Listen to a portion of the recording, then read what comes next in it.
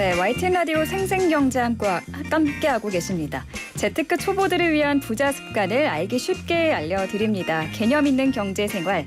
오늘도 금융 크리에이터 손희애 작가 화상 연결로 만나보겠습니다. 작가님 안녕하세요.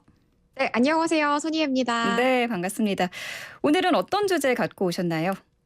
네, 최근에 부동산 규제 완화 관련 발표가 나오면서 관련 기사들이 마구 쏟아지고 있는데요. 네, 오늘은 주택담보대출의 필수 요소들 정리 한번 해보고요. 어떤 것이 어떻게 바뀐다는 건지 최신 뉴스들까지 한꺼번에 얘기해 보도록 할 텐데요. 네. 네, 먼저 주택담보대출 필수 개념 3총사에 대해서 먼저 알아보도록 하겠습니다. 필수 개념 3총사 뭐가 있나요? 네, 흔히 주택담보대출 용어 3총사라고 하면 LTV, DTI, DSR을 말하는데요. 주택담보대출 기준이라고 해서 부동산 관련 기사에도 워낙 많이 나오고요. 그리고 대출 상담을 받기 위해서는 꼭 알고 있어야 되는 개념들입니다. 네, 먼저 LTV부터 알아볼게요. 네. LTV는 loan to value의 약자인데요. 주택담보대출 비율이라는 뜻입니다. 네, 쉽게 말해서 주택을 담보로 돈을 얼마나 빌릴 수 있느냐, 요거를 뜻하는 건데요. 네. 예를 들어서 은행에 5억짜리 주택의 대출 상담을 받으러 갔습니다.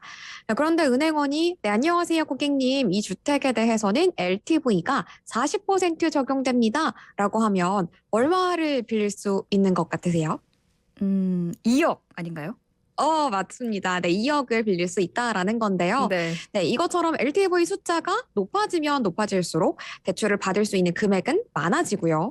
네, 보통 LTV 비율은 지역별로 다르게 정해집니다. 네. 네, 서울이나 신도시 같은 투기 과열 지역은 LTV 비율이 비교적 낮게 책정이 되고요. 지방이나 비과열 지역은 비교적 높게 책정이 되는데요. 네, 물론 여기에는 주택의 가격도 영향을 끼칩니다. 그렇군요. 그 지역에 따라서 LTV 비율이 달라지는군요. 네, 맞습니다. 근데 이 LTV로는 대출 최대 한도가 결정되는 거지. 그만큼을 다 빌려준다는 건 아니죠?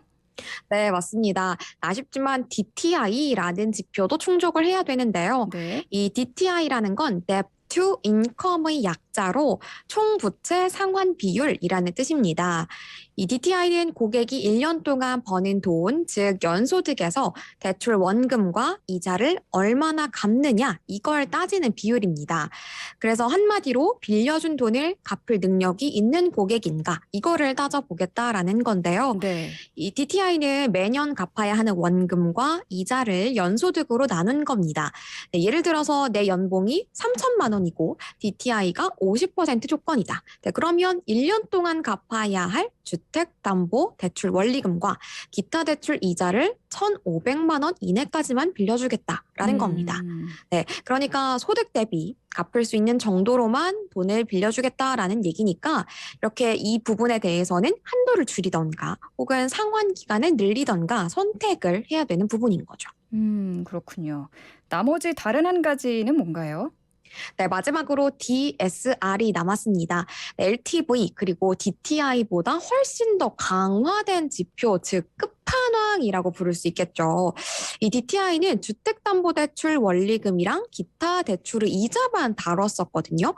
네, 그런데 DSR은 조금 더 빡빡하게 여기에 기타 대출의 원금까지도 끼워서 같이 살펴보겠다라는 겁니다. 그러니까 예를 들어서 확자금 대출, 그리고 자동차 할부금, 카드론을 받는 것, 이런 것들이 전부 다 여기에 해당이 되는 거고요. 네. 근데 이렇게 되면 연소득은 그대로인데 갚을 금액이 올라가 버리니까 대출의 한도가 줄어들게 되는 겁니다. 네. 그래서 대출을 알아보고 계시다면 오늘 알려드린 이 세 가지 요소가 꼭 필수적인 요소니까 내용을 하나하나 알아두시면 도움이 될 것 같습니다. 뭐 이 용어들이 조금 생소해서 그렇지 내용을 따져보면은 그렇게 까다로운 내용은 아니네요. 네. 그런데 이 DSR 산정 시에는 미래소득 반영폭도 확대가 된다는데 이거는 무슨 얘기인가요? 네, 장래 소득의 증가 가능성은 높으나 현재의 소득으로 DSR을 산정했을 때는 상환 능력이 다소 과소평가되는 청년층에 대해서 DSR을 개선을 해주겠다라는 겁니다. 네. 그래서 실질적인 소득 흐름을 반영하도록 통계청의 고용노동통계상 연령별 연령별 소득 자료를 기초로 장래 소득의 계산 방식을 개선하고요.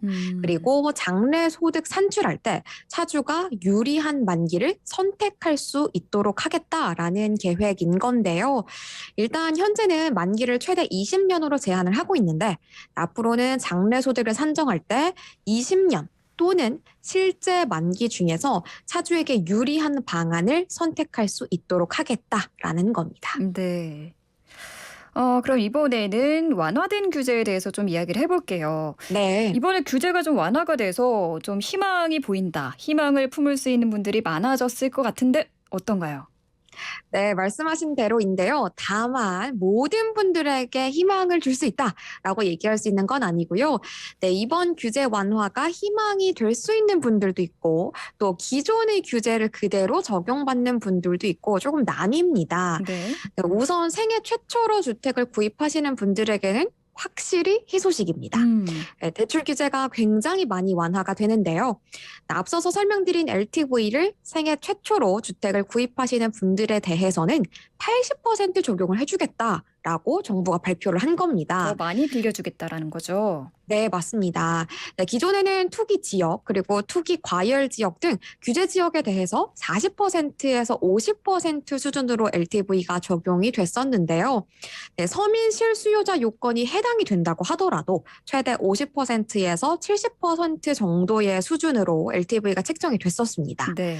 네, 그런데 이제는 생애 최초로 주택을 구입하시는 분들이라면 어떤 지역이든지 상관없이 최대 80%까지 대출을 해주겠다라는 게 가장 크게 달라지는 점이라고 볼 수 있는데요. 네. 네, 이뿐만 아니라 기존에는 LTV 비율 자체는 높아도 대출이 가능한 금액 자체가 총 4억 원으로 제한이 돼 있었는데 이제는 LTV는 80%까지 그리고 대출 가능 한도, 즉 금액이죠. 이건 6억 원까지 가능하도록 조정이 됐습니다. 대출 가능 한도까지도 좀 높아졌군요.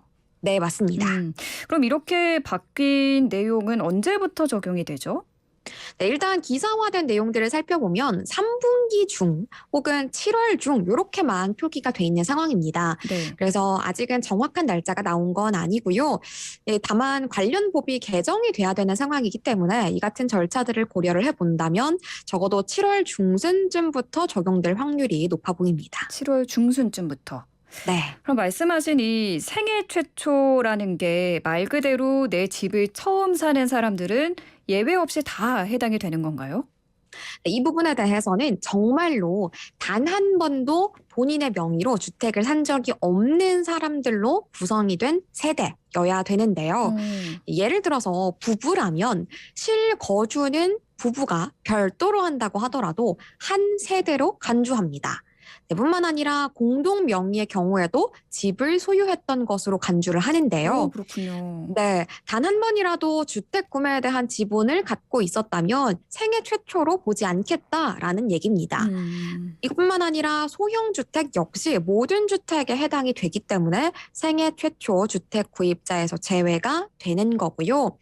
한마디로 등기부 등본상에 소유주로서 이름을 한 번이라도 기재한 적이 없는 사람들이 여기에 해당된다라고 보시면 되는 거고요. 그리고 뿐만 아니라 과거에 주택을 소유하고 있다가 현재 지금은 무주택자라고 하시더라도 생애 최초 주택 구입자에 해당이 되지 않습니다. 네. 그런데 사실 이 LTV를 완화를 했다고 해도 DSR 때문에 대출이 안 나오는 경우가 좀 많지 않나요? 네, 맞습니다. 앞서서 LTV, DSR 개념 설명드리면서 언뜻 얘기를 했었는데요. 네, 앞서서 DSR은 우리의 수입이 얼마인지를 고려한다라고 정리를 했었잖아요. 네네. 네, 그런데 버는 돈만큼 100%를 다 반영을 해주는 게 아니고 버는 돈 대비해서 40%까지만 고려를 해주겠다라는 겁니다. 네. 네, 즉 DSR 규제가 40%라고 가정을 했을 때 앞서서 우리가 이제 최대로 주택담보대출을 받을 수 있는 금액이 6억 원으로 늘어난다 얘기를 했었잖아요. 네. 이 6억 원 대출을 연 4%로 30년 만기의 대출을 받는다라고 가정을 한다면 1년의 원리금을 3,400만 원 정도를 상환하는 셈이 되는 거거든요. 네, 그러면 이걸 우리가 거꾸로 역산을 해서 계산을 해보면 네. 3,400만 원 정도가 40%에 해당되는 소득은 약 8,600만 원 정도가 됩니다. 네. 네, 이 말인즉슨 연봉이 약 8,600만 원 이상이 돼야 해당 대출을 최대로 받을 수 있는 사람에 해당이 된다라는 얘기인 거니까 네, LTV 값을 늘려준다고 하더라도 DSR을 함께 고려하게 되면 늘어난 대출 한도 6억 원을 최대로 받을 수는 없다라는 얘기가 되는 겁니다. 그렇군요. 좀 세세하게 잘 따져봐야겠네요. 네, 맞습니다. 그러면은 상대적으로 소득이 좀 적은 분들은 대출 받기가 어려울 것 같은데 다른 네. 방법은 없나요? 사실 현실적으로 예를 들어 다음 달에 대출을 받아야 되는데 내가 소득이 좀 부족하네. 당장 1,000만 원을 올려야겠다. 이런 거는 전혀 불가능한 얘기인 거잖아요. 네네.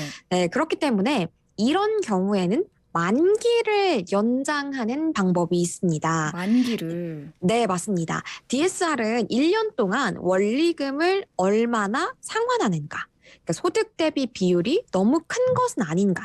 이것을 고려하는 지표라고 앞서서 제가 설명을 드렸었잖아요. 네. 네, 즉 상환하는 기간을 비교적 길게 늘리게 된다면 1년 동안 상환한 총액의 값이 작아지겠죠. 네, 이렇게 만기를 연장하게 되면 DSR을 상대적으로 여유롭게 적용을 받을 수 있게 되기 때문에 약간의 여력이 생긴다라고 할 수 있겠습니다. 이 관련해서 좀 만기가 더 길어진다는 얘기도 있던데. 네, 맞습니다. 40년 만기 정책 모기지의 경우에는 50년으로 확대가 되는데요. 이 적격 대출과 보금자리론 지원 대상으로 34세 이하나 혹은 7년 이내 신혼 부부가 대상이 됩니다. 네, 비주택 담보대출을 받는 경우에는 LTV 규제가 70% 이내로 적용이 되고요. 네. 그리고 1억 원을 초과한 신용대출 취급 시에는 대출 실행일로부터 1년간 규제 지역 내 다른 신규 대출을 추가로 사지는 못하게 됩니다. 그리고 이 경우에는 주택 임대 및 매매 사업자의 주택담보대출은 예외가 되는 거고요. 체증식 상환 방식 도입 확대를 통해서 청년층 상환 부담을 좀 완화하겠다. 이 얘기는 무슨 얘기죠? 네, 사실 체증식 상환 방식은 들어본 분들도 많지 않으실 것 같고 근데 용어가 너무 어려워서. 네, 용어가 좀 어렵게 느껴지는데요. 네네. 이 체증식 상환 방식이라는 거는 대출 초기에는 상환하는 원금이 조금 적고요. 시간이 지날수록 서서히 상환하는 원금의 규모가 커지는 방식입니다. 그래서 매월 원리금이 증가하는 형태라고 볼 수 있는데요. 네. 네, 청년 그리고 신혼부부 대상 40년 만기 보금자리론에도 바로 이 체증식 상환 방식을 도입해서 소득이 적은 대출 초기에 상환 부담이 완화될 것으로 기대를 모으고 있습니다. 그리고 이 밖에도 보금자리론 그리고 적격 대출의 조기 상환 수수료를 현행은 1.2%인데요. 0.9%로 조정해서 네. 25%를 인하하겠다라고 지금 발표가 되어 있는 상황입니다. 네, 체증식 상환 방식까지도 짚어주셨습니다. 오늘 말씀 잘 들었습니다. 고맙습니다. 감사합니다. 금융 크리에이터 손희애 작가와 함께했습니다.